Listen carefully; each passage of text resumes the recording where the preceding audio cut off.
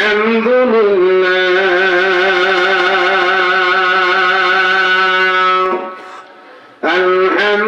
لله نحمده ونستعينه ونستغفره ونؤمن به ونتوكل عليه ونعوذ بالله من شرور أنفسنا ومن سيئات أعمالنا من يهده الله فلا مضل له ومن يضلله فلا هادي له ونشهد أن لا إله إلا الله وحده لا شريك له ونشهد أن محمدا عبده ورسوله الذي أرسله بالحق بشيرا ونذيرا وداعيا إلى الله بإذنه وسراجا منيرا فقد قال الله تعالى في كلامه المجيد وفي الفرقانه الحميد أعوذ بالله من الشيطان الرجيم সকল জবান খুলে পড়ুন বিসমিল্লাহির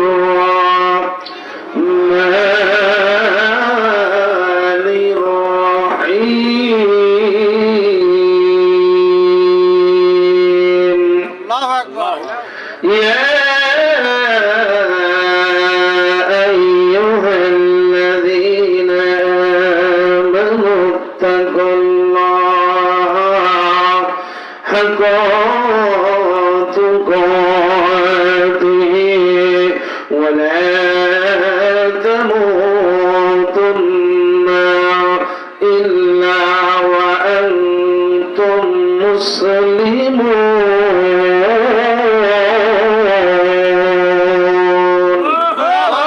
وقال النبي صلى الله عليه وسلم الدنيا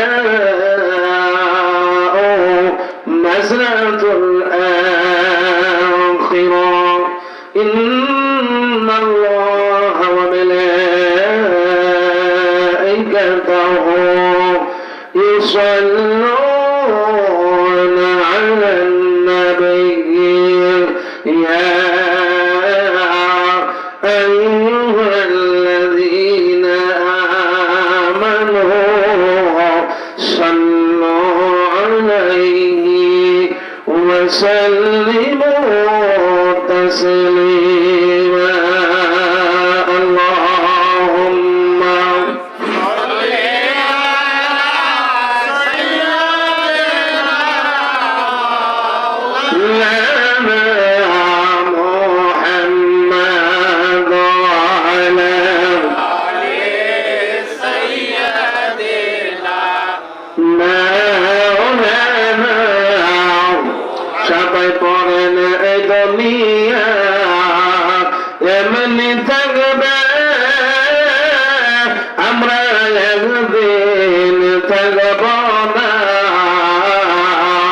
সবাই মোদের ভুলে যাবে, সবাই মোদের ভুলে যাবে, রাসূল বলে মোদের ভুলেন না।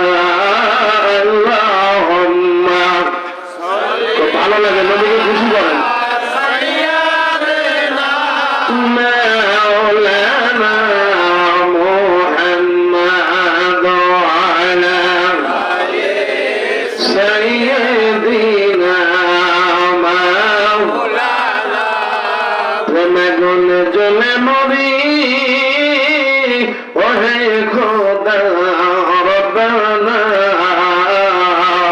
আমরা যার প্রেমেরই পাগল সে তো সোনার মদিনা। আল্লাহুম্মা জোরে জোরে মহব্বত মাওলানা মুহাম্মদ আলা সাইয়্যিদিনা মাওলানা, বালাগাল উলা বিকামালিহি كشف الدجى بجماله حسنت جميع خصاله صلوا عليه وآله جرد ربنا الحمد لله কান্দাম সুদান নিবাসী মরহুম সুমিয়ান মোল্লার বাড়িতে একদিন ব্যাপী মাহফিলের সম্মানিত সভাপতি সাহেব, আজকের মাহফিলের প্রধান বক্তা সুদূর জিয়ানপুর থেকে আগত পীর কামেল আলহাজ মুফতি ওমর ফারুক আশরাফি সাহেব, পীর সাহেব জিয়ানপুর দরবার শরীফ দৌলতপুর মালিকগঞ্জ, দেগার ওলামা একরাম সামনে দুষ্ট আমার মুরব্বী গ্রাম স্নেহের ছোট ভাইয়েরা, পর্দার অন্তরালের পূর্ণশীলা মা ও বোনেরা, সন্ধ্যার প্রাক্কাল থেকে যেই মহান রব্বুল আলামিন তীব্র শীতকে উপেক্ষা করে আল্লাহ তাআলার হুকুম অনুযায়ী রাসূলের ঘোষিত জান্নাতের বাগানে ওলি আল্লাহর সমাবেশে আসার এবং বসার তৌফিক দান করলেন। শুকরিয়া দান সমস্যরে বলুন আওয়াজ দিয়ে জোরে সোরে বলুন আলহামদুলিল্লাহ। আর একটু আওয়াজ দা বলেন আলহামদুলিল্লাহ। রাত যখন গভীর হয় দুনিয়ার দোকান পাট বন্ধ হয়, কি কম রাত যখন গভীর হয় দুনিয়ার কোর্ট কাছারি বন্ধ হয়, রাত যখন গভীর হয় মাওলা রহমতের দরজা খুলে যায়, কি কম কথা ঠিক না? আমার ভাইরা আমার বাবাজির আল্লাহ রাব্বুল আলামিন বান্দা বান্দীদেরকে বেহুদা বানায় নাই। আমার আল্লাহর অবশ্যই উদ্দেশ্য আছে কি আছে না? বলুন বিসমিল্লাহির রাহমানির রাহিম।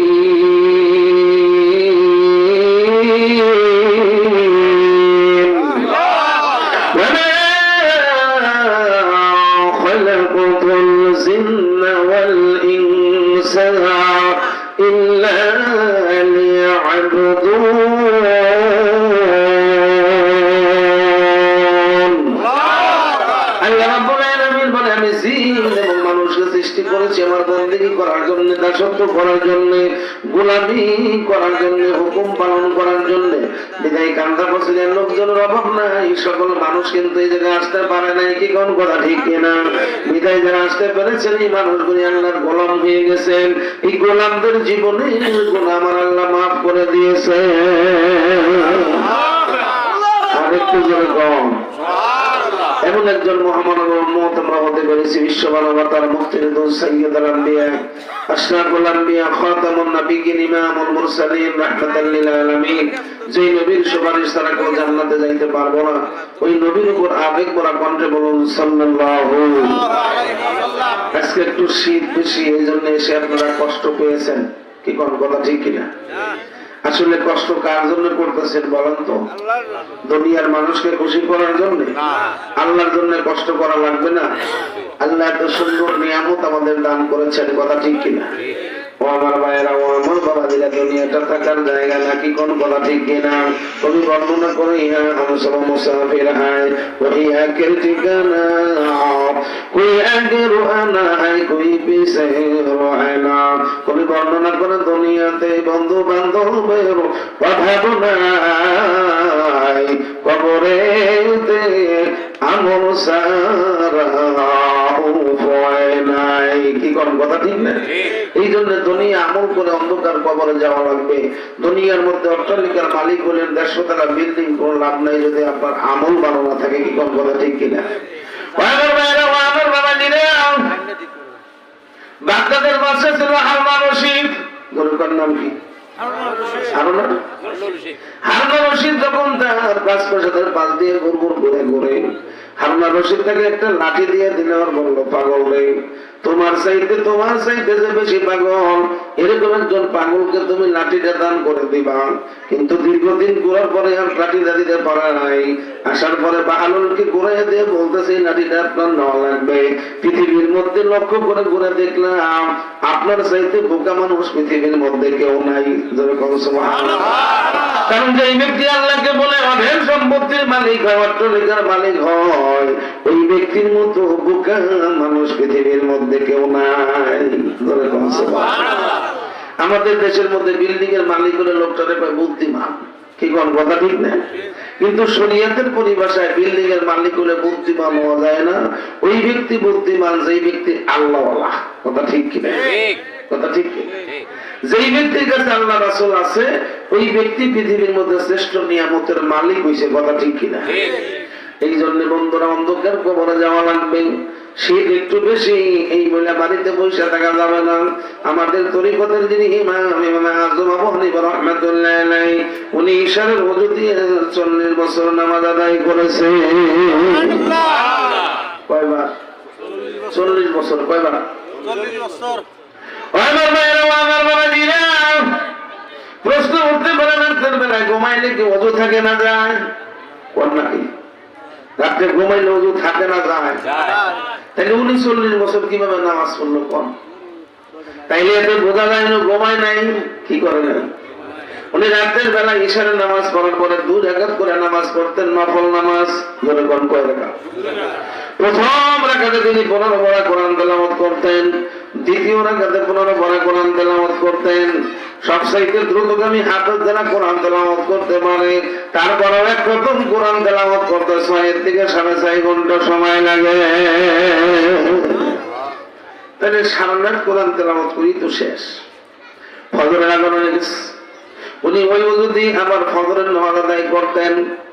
আদায় করার পরে মুসাল্লায় যায় নামাজের মধ্যে একটু কাইতুয়া ঘুমায় যেতেন বিশ্রাম নেওয়ার জন্য। উনি যখন ঘুমায় যাইতেন আল্লাহ রাব্বুল আলামিন ডাক দিয়ে বলতো, আবু হানিফা, তোমার প্রতি প্রেমাসক্ত হইয়া তোমাকে না দেখে রাখতে পারলাম না। তোমার যেই বন্দেগী আমাকে ডাকার যেই ভাব, তোমাকে না দেখে থাকতে পারলাম না। আবু হানিফা রাহমাতুল্লাহ আলাইহি বলে, পৃথিবীর কে কতবার তোমরা আল্লাহকে দেখেছো তা আমি জানি না। আমি আবু হানিফা রাহমাতুল্লাহ আলাইহি স্বপ্নে যুগে আল্লাহর সাথে 99 বার সাক্ষাৎ হয়েছে। আরেকটু জোরে বল, কয়বার সাক্ষাৎ হয়েছে? 99 বার সাক্ষাৎ হয়ে গেল। কারণ হলো আল্লাহর প্রেম তাদের মধ্যে কিরকম ছিল বন্ধুরা। কিন্তু আমরা শুধু নিজেরা সুন্দর করে কথা কয়ে মাথার মধ্যে টুপি লাগাইয়া থাকি। টুপি আর দাড়ি দিয়ে এই মুসলমান শেষ হবে না। কি কোন কথা ঠিক কিনা? আমি আপনাদের পা ধরে বলে দেই বন্ধুরা, কারো গীবাত করবেন না, নিজেকে নিজে বুজুর্গ মনে করবেন না। আপনি একা একই বুজুর্গ হইলে কি হবে? আল্লাহর মাফ করিতে, রাসূলের মাফ করিতে যদি বুজুর্গ না করা পড়ে, পৃথিবীর সমস্ত মানুষ বুজুর্গ বললে কোনো লাভ হবে না। কোন কথা ঠিক কিনা? এই জন্য সবসময় নিজেকে ছোট ভাববেন। নিজে যদি ছোট হন আল্লাহ আপনারে বড় বানায় দিবে। নিজের মধ্যে বড়ত্বের কখনো গর্ব করবেন না। দুনিয়ার মধ্যে যেই সমস্ত আলেমেরা, যেই সমস্ত অলিরা কারামতি দেখাবে, তাহলে হাসরের ময়দানে যেই সমস্ত অলিরা দুনিয়ায় চুপচাপ থাকবে, আমল করবে, ওই আমল করলে ওরা বান্দার চাইতে কারামত দেখানো অলিগুলি হাজার হাজার বছর পিছনে জান্নাতে যাবে।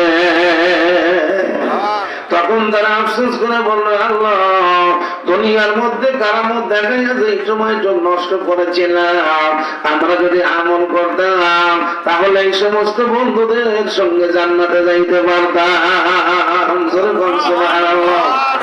এই জন্য আমাদের কারামতির দরকার নাই, আমাদের বুজুর্গ দরকার নাই। আমরা সবসময় নিজেকে আমলের মধ্যে রাখবো। কি কোন কথা ঠিক কিনা বাবাজিরা?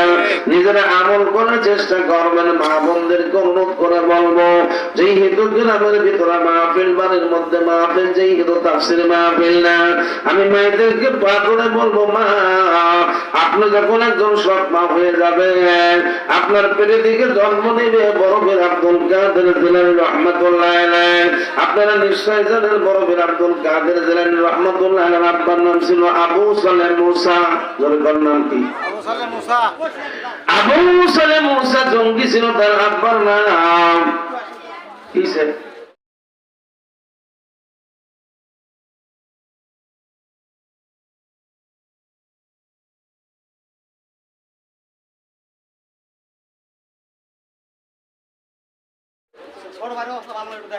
কোন ধরে কিসে?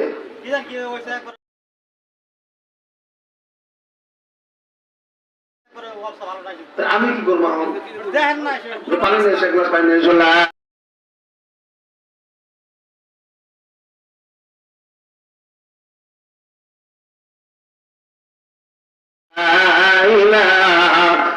এক গ্লাস পানি দাও।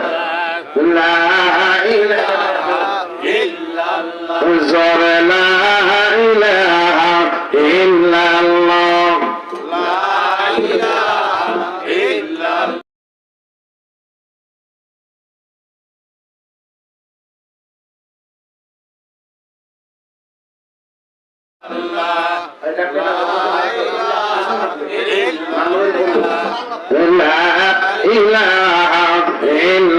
ইল্লাল্লাহ।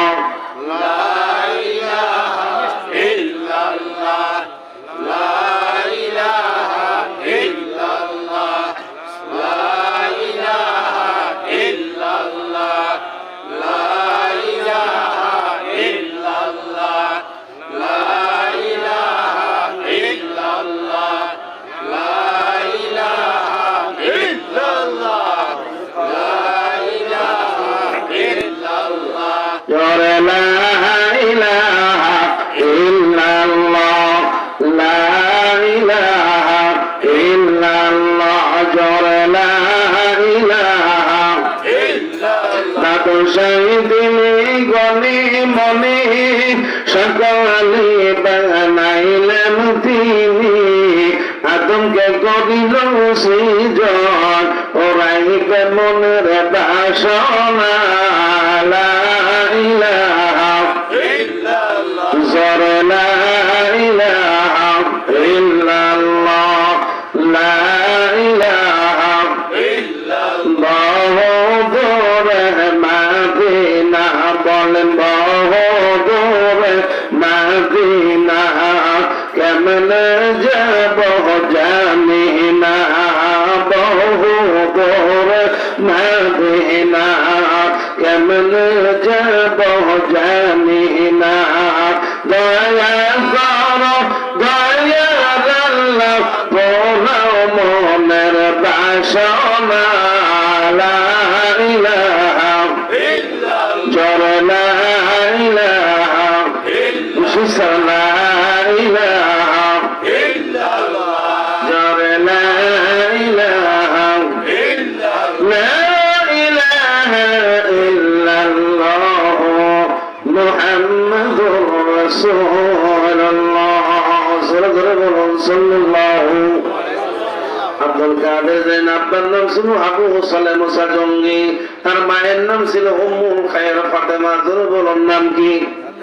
উম্মুল খায়র ফাতেমা। আমাদের এলাকায় মানুষ বলে বড় হইলে বাবা হইব, কিন্তু একটা কথা মনে রাখেন, খেজুরের কাটা কিন্তু চোখকা। একেবারে সমস্যা। আমি বলে রান্নাবাড়ি ফোন করে রান্না পেশার তো মাপান না, পেশার মাপান, পেশারের সমস্যা হয়েছে মনে হয়। ডাক্তার আছে নাকি? আইছে? তাহলে একটু মুখে জেগে করুন, লা ইলাহা ইল্লাল্লাহ, লা ইলাহা ইল্লাল্লাহ, লা ইলাহা ইল্লাল্লাহ, জোরে লা ইলাহা ইল্লাল্লাহ, লা ইলাহা ইল্লাল্লাহ,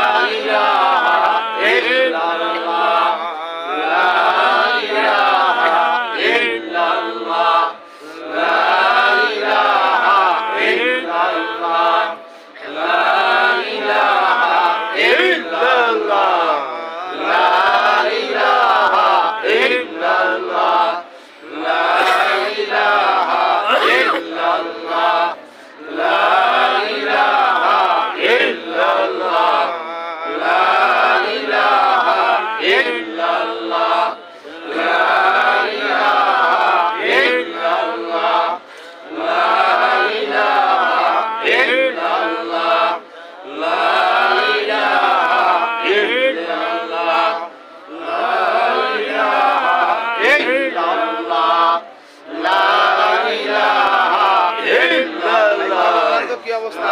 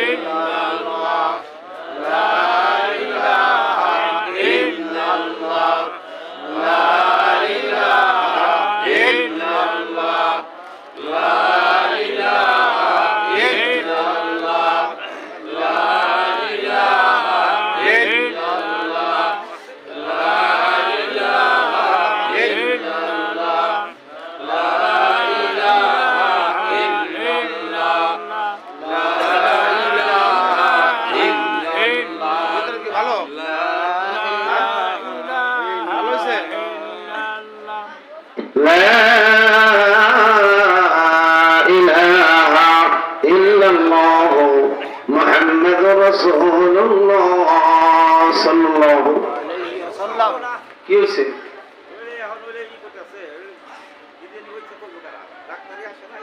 ডাক্তার কাউ আছে কি? কি সমস্যা কি? ও, শীতের কারণ তো নেই। হ্যাঁ আইসে তো অনেক দূরে থেকে বুঝছেন। তারপরও তো আল্লাহ তাআলা বান্দার ঈমান পরীক্ষা করে। নান্নবারে ফোন দাও না, আইসে কি জানতো ভাই, জানতো কি হয়েছে? ব্যাপার হলো আল্লাহ তাআলা বান্দার ঈমান পরীক্ষা করে। কি খাওয়া সব একটা কাজের আয়োজন হয়েছে তো, ইবলিস তো বুদ্ধি করছে মেলা আগেতে বাদ দেওয়া, কিন্তু শেষ পর্যন্ত দেখতেছে জানি একেবারে এমন একটা সেন্সিটিভ জায়গা হাত দেওয়া দরকার যাতে বাড়িওয়ালারা সবাই কাবু হয়ে যায়। কথা ঠিক না? আমরা তো আর সাহাবীদের মধ্যে ঈমান আমাদের বাটা না। কি কোন কথা ঠিক না? একটু বিপদ দেখলে আমরা অধৈর্য হয়ে যাই, কিন্তু বিপদের সময় বান্দাকে ধৈর্য ধারণ করা লাগবে। কি কোন কথা ঠিক না? ধৈর্য ধারণ করা লাগবে। আল্লাহ রাসূলকে সাহাবীরা দাওয়াত দেওয়ার পরে ছেলে পর্যন্ত মারা গেছে, তারপরে রাসূলের দাওয়াত বন্ধ করে নাই। তারা চিন্তা করেছে যে ছেলে দেওয়ার মালিক আল্লাহ, সবকিছু দেওয়ার মালিক আল্লাহ, আর যে রাসূল কাল হাসরের ময়দানে শাফাআত করবে, সুপারিশ করবে, উনি যদি বেজার হয়ে যায় ছেলে দেওয়ার কি কোন কথা ঠিক না? কিন্তু আমাদের বাড়িতে যারা গরুর অসুখ হয়, ওয়াজ মাহফিলের দিন মাহফিল ডেট না করে দেই। কি কোন কথা ঠিক না? ওই বাড়িতে বিপদ হয়েছে, হুজুর মাহফিলের ডেট পরে দেওয়া লাগবে। কিন্তু আজকে তো বিপদ এতটুকু এসেছে, তো বড় বিপদ হতে পারে। কি কোন কথা ঠিক না? ইব্রাহিম আলাইহিস সালাম তার পুত্রের গলায় ছুরি চালাইতে ভয় পাইছে না, কোন চিন্তা করেছিল? আর খুশি ছিল কাকে করবে কম? আল্লাহকে খুশি করার জন্য তিনি ছুরি চালাইছে, ছুরির কাটা বন্ধ হয়ে গেছে, দাঁড় শেষ। আসলে কি ছুরির দাঁড় ছিল কি ছিল না? দাঁড়টা বন্ধ করে দিছে কে? আল্লাহ। এদিকে বলছে ইব্রাহিম তুমি ছুরি চালাও, আর এদিকে ছুরিকে আল্লাহ নিষেধ করছে, পশমও কাটতে পারবা না। আল্লাহ এটাই তোমার পরীক্ষা। কি কোন কথা ঠিক না? ইব্রাহিম আলাইহিস সালাম যখন ছুরি চালায়, আল্লাহ ফেরেশতারা ডাক দেখো, আল্লাহ ছোট্ট গুলাকে মাইরে ফেলায় আপনার না করেন না কেন? আল্লাহ হাসে, কয় মারতে দাও, কোনো সমস্যা নাই। ফেরেশতারা তো জানে না ইব্রাহিমের পশম কাটতে পারবে না ইসমাইলের। কি কোন কথা ঠিক কিনা? এদিক দিয়ে ছুরিকে নিষেধ করা হয়েছে, অন্যদিকে ইব্রাহিমকে বলা হয়েছে পুত্রের গলায় তুমি ছুরি লাগাই দাও, কিন্তু কাটতে পারে নাই। বলুন দেখি এই খেলাটা প্রেম খেলা, ইশকের খেলা সবাই বোঝে না। আল্লাহ নূরে তোর পাহাড় জ্বলে, মুসা জ্বলে না। কি কম প্রেম খেলা, ইশকের খেলা সবাই বোঝে না। নম্রদের আগুনে খড়ি জ্বলে, ইব্রাহিম জ্বলে না। কি কম কথা ঠিক না? এই খেলাটা কার? আল্লাহর সব খেলা। এই জন্য আমরা আল্লাহর উপরে ছেড়ে দিই। যে বাড়িওয়ালা মাহফিল দিয়েছে, ওর আব্বা মরে গেছে ছোটবেলা, ওদের রাইখা ধর্মীয় একটা অনুষ্ঠানের আয়োজন করেছে, আল্লাহ তাআলা কবুল করে ধরে কোন আমিন। বিশেষ করে মরহুম সুবহানাল্লাহ কবরখানা আল্লাহ জান্নাতের বাগান বানায় দিক জোরে কোন আমিন। এটাই হলো নেক সন্তানের লক্ষণ বোঝা যায়। আব্বা অন্ধকার কবরে আছে, এই মাহফিলের একটা সওয়াবের অংশ আব্বা কবরে পাবে কি পাবে না? কিতাবের মধ্যে আছে প্রতি বৃহস্পতিবারে মৃত মানুষের রূহগুলি বাড়ির আশেপাশে ঘোরাঘুরি করে, জোরে কোন সুবহানাল্লাহ। আজকে কোন রাত কোন তো? বৃহস্পতিবার, জুমার রাত, কথা ঠিক না? বিধি সামিয়ানার পাশে রুহু দাঁড়ায় থাকতে পারে, জোরে কোন সুবহানাল্লাহ। সন্তানেরা যখন নেকের কাজ করে, রুহগুলি অত্যন্ত খুশি হয়ে যায়। আর বাড়িতে যখন অনিসলামিক কার্যক্রম করে, তখন রুহগুলি বকদোয়া দিয়ে দিয়ে চলে যাওয়ার বলে, হারে সন্তান, তোদের জন্য জমা জমি রেখে গিয়েছিলাম, বাড়ির ঘর দরজা রেখে গিয়েছিলাম, তোরা আমার জন্য রূহ মাগফিরাতের জন্য দোয়ার মাহফিলের আয়োজন করতে পারো নাই, অন্যদিকে করেছ, তোমাদের জন্য আমি অভিশাপ দিয়ে চলে গেলাম। এই জন্য একটা কথা মনে রাখেন, অনেকে চিন্তা করে মা আর বাবা নাই, বাড়িতে এখন যাই ইচ্ছা তাই করব। বলুন দেখি রুহের মরণ আছে কিনা? কি করা আছে? ইন্তেকাল শব্দের অর্থ হলো স্থানান্তর হওয়া। কি হওয়া? স্থানান্তর হওয়া, এক জায়গায় থেকে অন্য জায়গায় প্রবেশ করা। বিদায় মনে কইলেন না মানুষ মরে গেছে, সব চলে গেছে, বরং ওলি আল্লাহরা মরে গেলে তাদের রূহের পাওয়ার আমার আল্লাহর বাড়ায়া দেয়। ওলি আল্লাহরা মরে গেলে কি হয়? রূহের পাওয়ার। আব্দুল কাদের জিলানী রাহমাতুল্লাহ আলাইহি এট এ টাইমে 70 বারে রোজার দিনে ইফতার করেছে। সুবহানাল্লাহ। আটটু ধরে কম সুবহানাল্লাহ। বিশ্বাস হয় না? ওলি আল্লাহদের খেলা বিশ্বাস হয় না? ও আমার ভাইরা, ও আমার বাবাজিরা, কোন এক মাহফিলে আপনাদের আমি বলে দিয়ে গেছিলাম, ওলি আল্লাহরা আল্লাহ না, কিন্তু আল্লাহ ছাড়া জোবা না। বলে কোন সুবহানাল্লাহ। আমার ভাইরা, ও আমার বাবাজিরা, কিন্তু ভক্তি সহকারে বিশ্বাস করা লাগবে। কি কোন কথা ঠিক কিনা? একজন মুরিদ হইছে 20 বছর আগে পীরের দরবারে, আর একজন সহমাত্র মুরিদ হইছে, কিন্তু ভক্তির কারণে, মহাব্বতের কারণে, আদবের কারণে 20 বছরের আগের মানুষ ওই ব্যক্তির পিছনে পড়ে গেছে। এরকম আছে কিনা? আমরা স্কুলে মাস্টারি করি, অনেক সময় এমন কত মেধা ছাত্রদের পাওয়া যায়, 6 এর বছর ভর্তি হয়, 7 এ না পড়ে পড়া একটা ক্লাস বাদ দিয়ে এইটা উঠে যায়। এরকম মেধাবী ছাত্র আছে কিনা? তখন ওই ছেলে চ্যালেঞ্জ করে, স্যার আমার কেন উঠাইবেন না? রেগুলার ছাত্র চাইতে যদি খারাপ হয় আমার নিচে নামায় দেবেন, কিন্তু ওর মেধা এমন হয় রেগুলার ছাত্র চাইতে মাঝখানে ক্লাস একটা বাদ দিয়ে আসলো, তারপরও ওর রোল নাম্বার আগে থাকে। এরকম আছে না? মেধার কারণে যারা কোন কিসের কারণে? এই জন্য বন্ধুরা, কোন এক ব্যক্তি পীরের কাছে মুরিদ হইছে, ধরে কোন কি হইছে? গোলামি করছে 12 বছর। ধরে কোন কয় বছর? 12 বছর গোলামি করার পর দেখবেন কিছু শিষ্য পীরকে খালি বিরক্ত করে, বাবা বহুত দিন ধরে তোমার দরবারে আসলাম, আজ পর্যন্ত তো আমার কিছু দিলেন না। এরকম চাইতে চায় না, জোর করে ইউনিভার্সিটি খেলা করতে এমন শিষ্য আছে। কি কোন কথা ঠিক না? এখন তো খাওয়ায় ঘরের মধ্যে কাছে রাখি দেব, দেখছো পারবা, মনে হয় বেচা কিনি হয়। এবার শিষ্য 12 বছর থাকার পরে কয়, হুজুর বাড়িঘর ছেড়ে আসছি, তাই না আমি এখন যাবো না, পরিধান পাবো না। বাবা তুমি যেই কথা যাইবা কিছু দিতে পারলাম না, আমার পায়ের এক জোড়া জুতা আছে অত্যন্ত সেরা ভরা, এই জুতা জোড়া তোমার আমি উপহার দিয়ে দিলাম। বলে কোন কি দিছে? এক জোড়া সেরা জুতা, সেরা জুতা দিচ্ছেন। বলছে বাবা দেরি করো না, তাড়াতাড়ি বাড়িতে চলে যাও। এবার রাস্তা দিয়ে যখন তিনি আসতেছেন, হঠাৎ করে পথিমধ্যে বাড়ির কোনার একটা রোডের পাশে একটা বাড়ি, ওই ব্যক্তি উনি যেই পীরের মুরিদ, ওই বাড়ি হলো আবার ওই পীরের মুরিদ। দেখবেন পুরাণ শিষ্যদেরকে মুরিদানরা পীরের মতোই তাদের শ্রদ্ধা করে। করে কি করে না? যে বহুত দিন ধরে পীরের দরবারে থাকে, ভাই আমার জানা শোনা বেশি, কি কোন কথা ঠিক না। এবার ওই মুরিদানের সঙ্গে দেখা, এবার এই লোকটা ডাক দেখা, হুজুরের বাড়িতে 12 বছর ছিলেন, কি দিছে বলেন? ওই ভাইজান আমাদের গোড়ার ডেম দিছে, এক জোড়া দেখেন না সেটা পরা জুতা, শীতের দিন ভালো এক জোড়া জুতা দিলেও তো পড়তে পারতাম, শীত খুব লাগতো। অথবা আমি একজনের কাছে বেচলে 10-20 হাজার টাকা বেচতে পারতাম, 10-20 টাকা। কিন্তু এমন জিনিস দিছে কারোর কাছে বলাও যায় না, স্ত্রী পুত্রের কাছে আমি মুখ দেখাইতে পারবো না। দেখছেন কাবা। এবারে ওই নতুন মরিদান ডাক্তার কয় ভাইজান তাহলে জুতা ধরে আমার কাছে বেচা যান। কয় তাহলে কয় টাকা দিবেন? তাহলে বাংলা মুসিবত দূর করে দিয়ে যায়, পোলাপান কিছু টাকা পাইলে খুশি হইব। 12 বছর যাবত সংসারের কাজ করি না, স্ত্রীর খোঁজ খবর নেই না। এবার ওই নতুন মরিদান কয় ভাইজান পীরের এই ছেলে জুতার দাম আমি দেব 20,000 টাকা। কয় হাজার? কম 20,000 টাকা দাম কইছে। লোকটা এত খুশি, কয় ভালো হইছে, সেরা আমরা যদি দিয়ে যাই 20,000 টাকা বোরাতের দিনে তোমার একটা ঘর দরজা দিয়ে সংসার করে খাইলে তবু আমার বালা মুসিবতটা দূরই বলে। 20,000 টাকা দিয়ে কিনে রাখছে। রাখার পর রাতের বেলায় যে পীরের শিষ্যটা কি করলেন, জুতাটা কিনে রাখলো।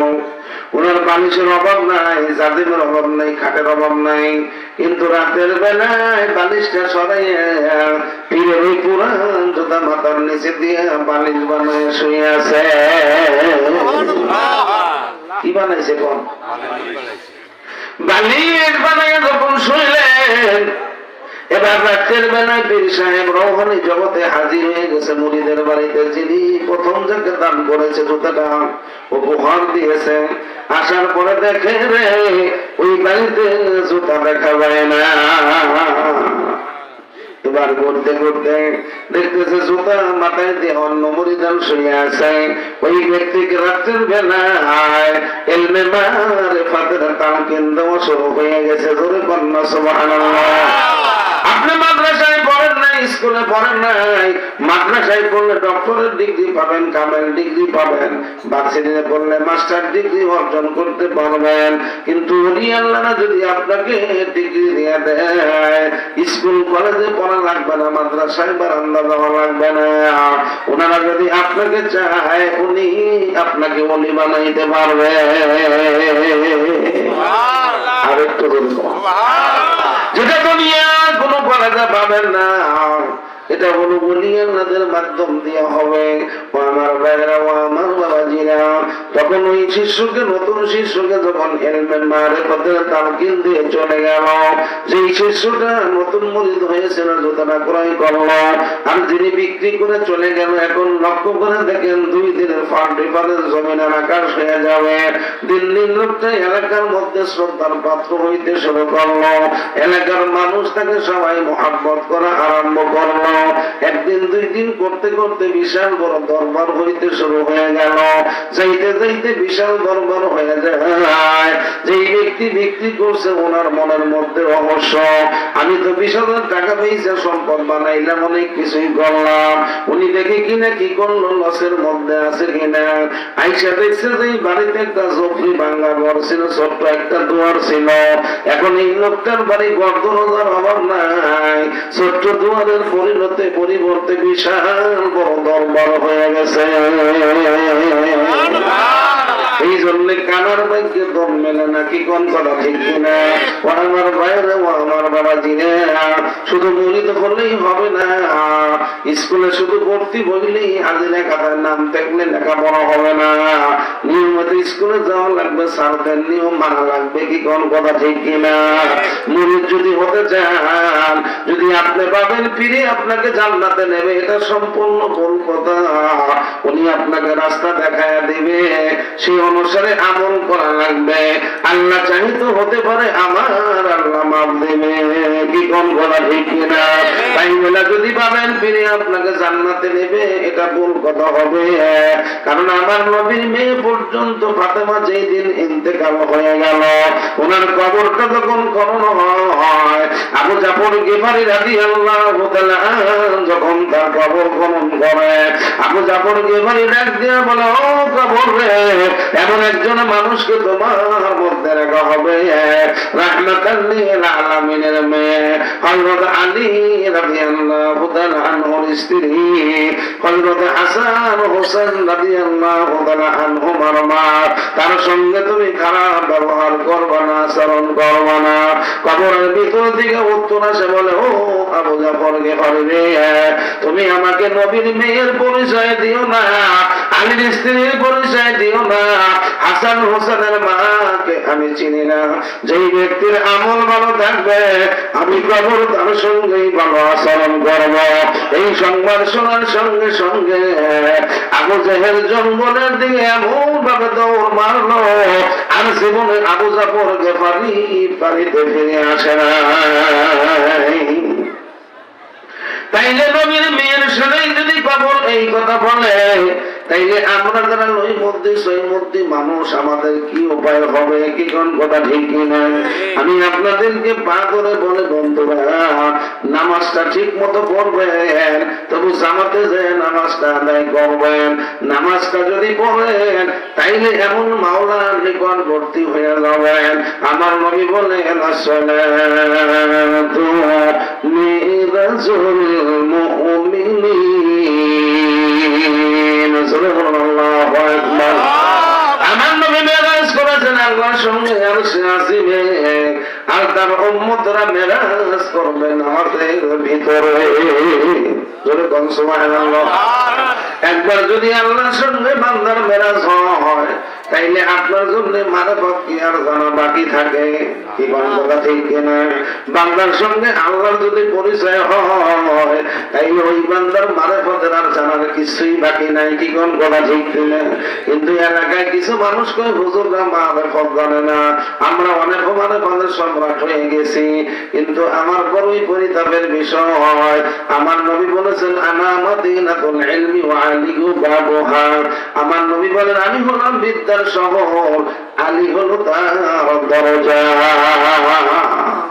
আলী কি কম? বিদ্যার দরজা। তারপর আলী নামাজ পড়ছে কি পড়ে নাই? কথা বল না। হযরত ফাতেমা নামাজ পড়ছে কি পড়ে নাই? আমার মা বোনেরা শুনলে আশ্চর্য হবেন।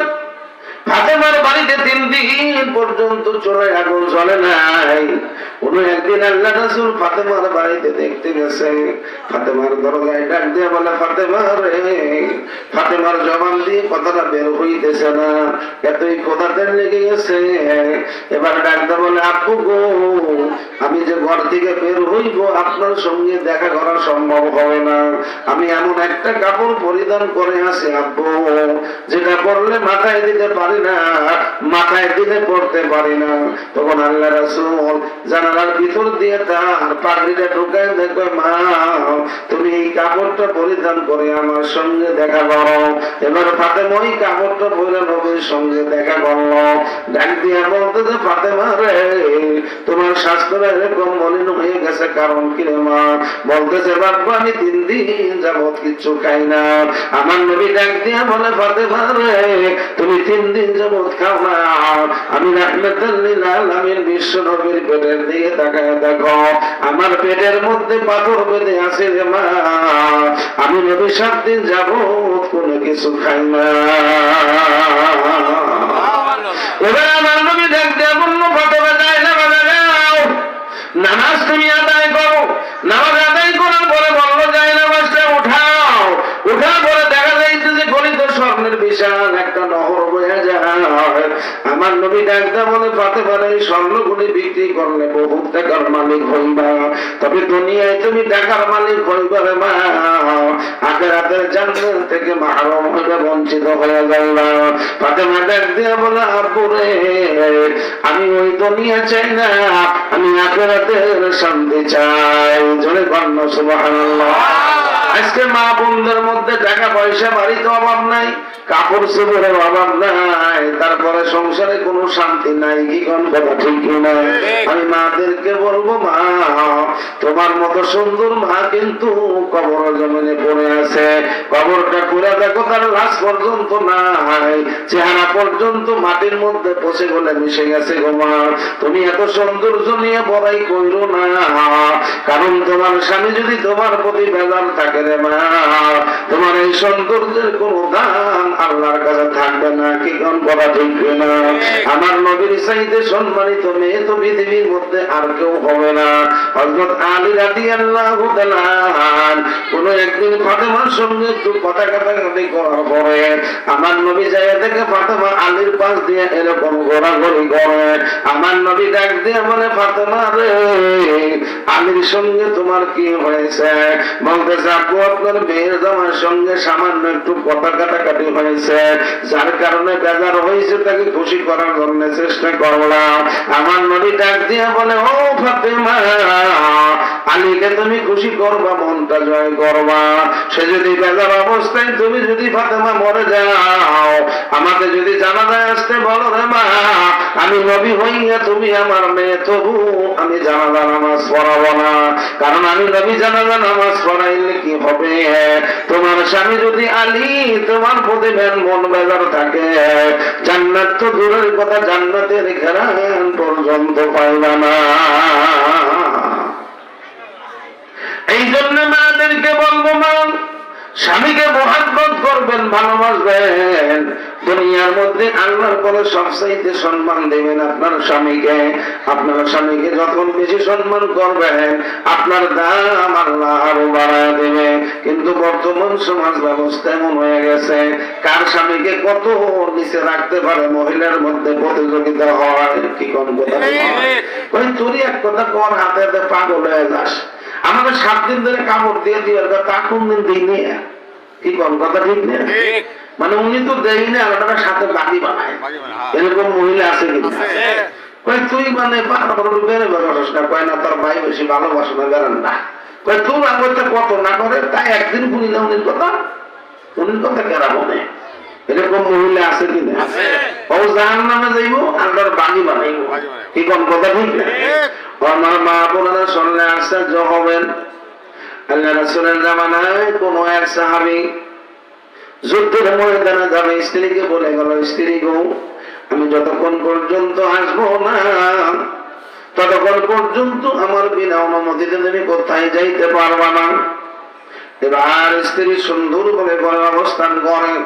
আজকের মাহফিলের মতো খবর আছে, মহিলার তোমার আব্বা কিন্তু অত্যন্ত অসুস্থ, একটু দেখে আসো, খবর পাঠাইছে। এবার আল্লাহ রাসূল ওই জামানায় তখন তিনি বাঁচান।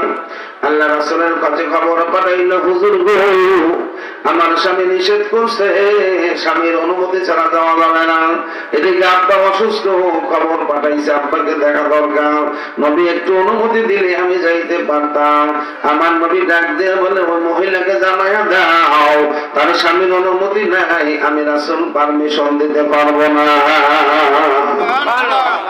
আল্লাহ রাসূল পারমিশন দেয়। শেষ পর্যন্ত রোগ খালি বারবার বাড়ে। আবার খবর আসছে, শেষবারের মতো দেখো, নবীর কাছে খবর দিস। আমার নবী বলে, আমি পারবো না, তোমার স্বামী যাই হতে বলা নাই। এলাকার মধ্যে কিন্তু কিরিসাই শুরু হয়ে গেছে, অমুকের মেয়ে কেমন মেয়া, নিজের আব্বা মরে যায়, স্বামীর হুকুমের অপেক্ষায় বাড়িতে বসে থাকে, আব্বারে দেখে না। এরকম কথা আছে কিনা? সেই রকম কথা শুরু হয়ে গেছে। শেষ পর্যন্ত তার আব্বার ইন্তেকাল হয়ে গেল। শেষবারের মতো এলাকার কিছু লোক বললো, শেষ দেখাটা যা মুখটা দেখা যায়, মেয়েকে একটু খবর জানায় দাও।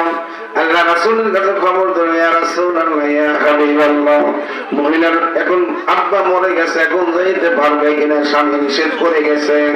এবার আমার নবী দেখতে বলে যে এই তো স্বামী নিষেধ করেছে, আমি নবী পারমিশন কখনোই দিতে পারবো না। এবার এই লোকটার জানাজা নামাজ নাই, আব্বার চেহারা দেখলো না। শেষ পর্যন্ত জানাজা হয়ে গেল। এলাকার মানুষ বলে মহিলাকে মারতে উঠতে দেব না, আব্বার জমি ভাগ দেওয়া হবে না। এবার যখন মাটি হয়ে গেল, বেশ কিছুদিন পরে তার স্বামী চলে আসছে। আসার পরে বলতেছে আপনি নিষেধ করেছিলেন, আব্বা এরকম অসুস্থ, বারবার খবর আসলো, আমি যাই নাই, নবীর কাছে খবর পাঠাইছি, নবী যাইতে দেয় নাই। উনি আবার যখন ইন্তেকাল হয়ে গেল, শেষ জায়গা দেখবো, আমার নবী পারমিশন দেয় নাই, আমি যাইতে পারি নাই। এবার স্বামী বলে যাও নাই, কোনো সমস্যা নাই। এবার মহিলাটা যেই দিন তার আব্বা